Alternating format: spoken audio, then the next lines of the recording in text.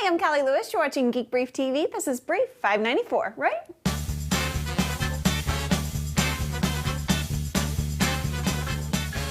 Somebody get Barney Stinson on the phone.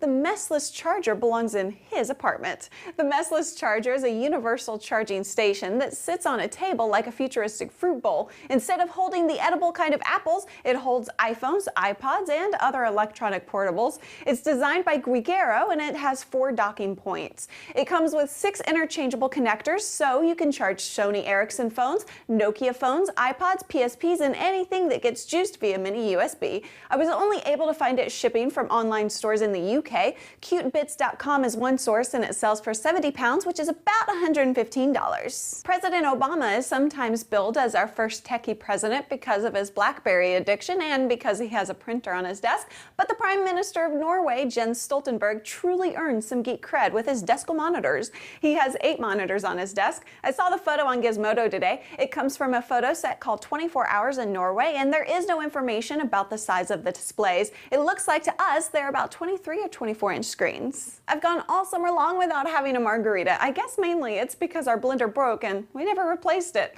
We have hot summers here in Texas, and so margarita machines are pretty popular. I saw one featured on gadgetgrid.com this morning, but I skipped over the headline thinking, oh, this isn't anything new. Oh, but it is. This isn't just a Margaritaville frozen drink machine. It's a cordless rechargeable Margaritaville frozen drink machine. One charge delivers up to 70 slushy drinks. It has 4 drink settings, so you can customize your liquid to chunkiness ratio. Thank you, Jimmy Buffett.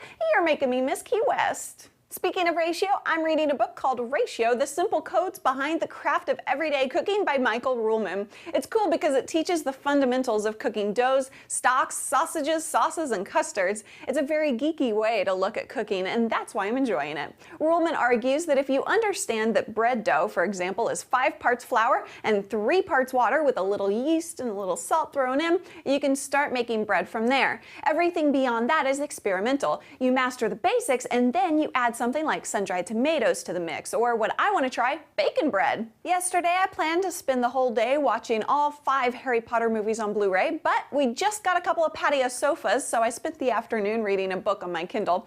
It wasn't charged though, so I was reading it plugged in. I started wondering if we'll eventually see e-ink displays that are also solar panels. Since e-ink doesn't require much power, it seems like a perfect marriage. A company called Neoluxium is working on that very thing. They have a solar e-ink display that they're building for point-of-sale advertising. The really cool news is the indoor lights provide enough energy to keep it powered. The bad news is they only last 18 months. This episode was brought to you by Angie'sList.com. Angie's List helps you find all kinds of service providers, from doctors to painters, by providing reviews written by people in your community. I've been using it and loving it. The promo code GEEK will save you 25% off a membership. Thanks so much for watching. I'm Callie Lewis.